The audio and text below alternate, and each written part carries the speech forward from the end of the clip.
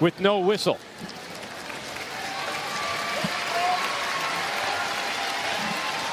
Certainly what she does here, attacking. Marina Mabrey moving her feet as best she can. All eyes were on Indiana Fever rookie Caitlin Clark during her WNBA playoff debut on Sunday.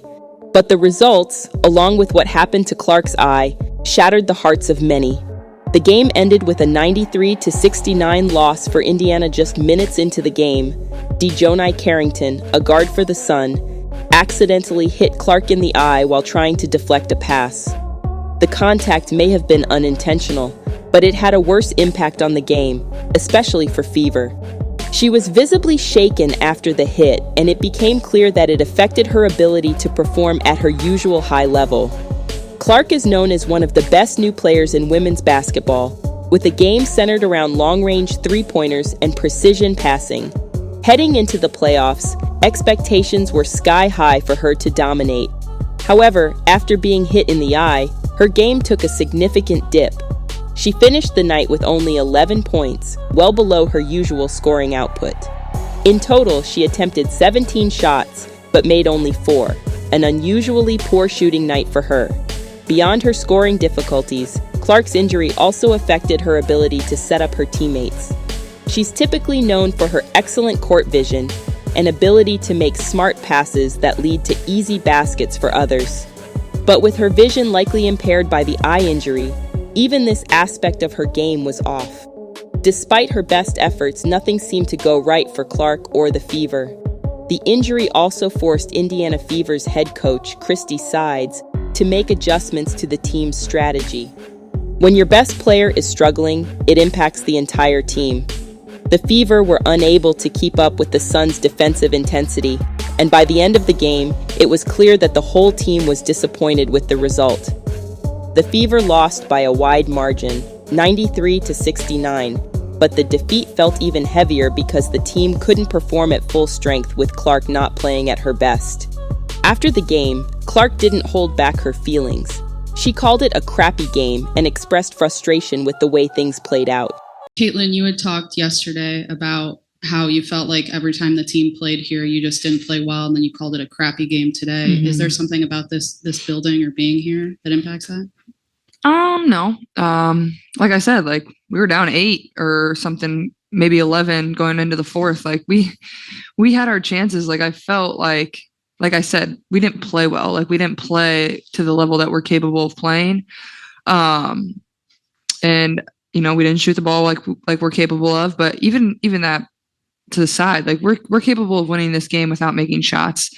Our defense could have been a little bit better. Obviously Marina gets hot and she's a really good player, but I had a few lapses on the defensive end where, like, as a shooter, once you see 2 in a row go in, like the basket looks huge, so you can't allow that. But like I said, I mean, we can win. It's not anything about the building. It's not about the gym. It's not about the hoops. Like, I have all the confidence in the world in this team, and everybody in our locker room does, and I know we'll be a lot better on Wednesday. She noted that the flow of the game was bad, possibly due to a combination of factors, including the Fever's own struggles and issues with the officiating.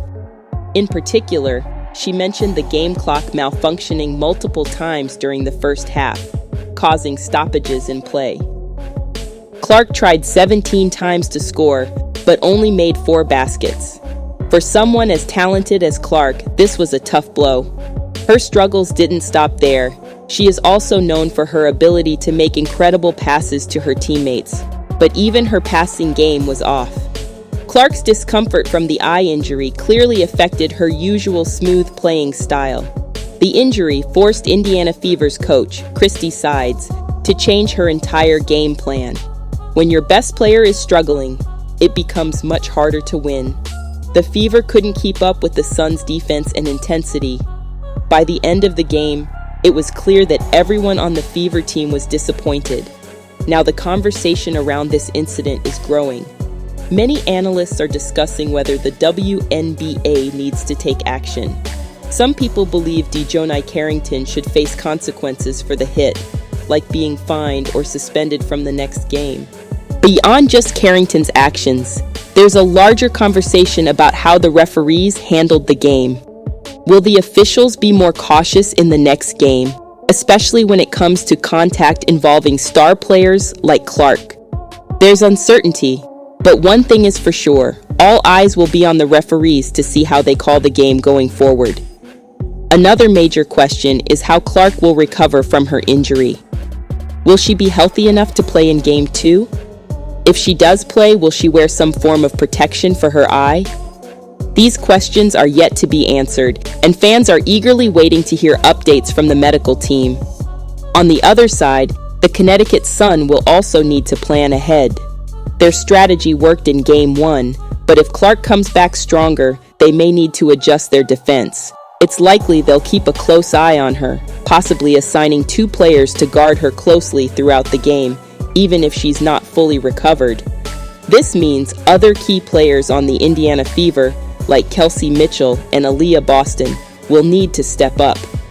If Clark isn't at her best, the team will rely heavily on these players to carry the load. It could be one of the most important games of their careers so far, especially if the Fever wants to avoid being eliminated from the playoffs. Another important factor to consider is that the next game will be on the Indiana Fever's home court. This could be a huge advantage. Right now, everyone has an opinion on what happened. Some believe that Carrington intentionally hit Clark, while others think it was just bad luck. Some fans want the WNBA to punish Carrington, while others believe the incident should be left as it is. As for the next game, no one knows exactly what will happen. Will Caitlin Clark be back to her usual self, hitting 3-pointers and making amazing passes? Or will she still be struggling with the effects of her injury? And will the referees handle the game differently? One thing is certain, a lot more people will be watching the next game. They'll be watching to see how Clark performs, how both teams handle the pressure, and how the league responds to tough situations like this. Whether it changes the game for the better or worse is something only time will tell. But for now, all eyes are on Caitlin Clark and the Indiana Fever, waiting to see what happens next.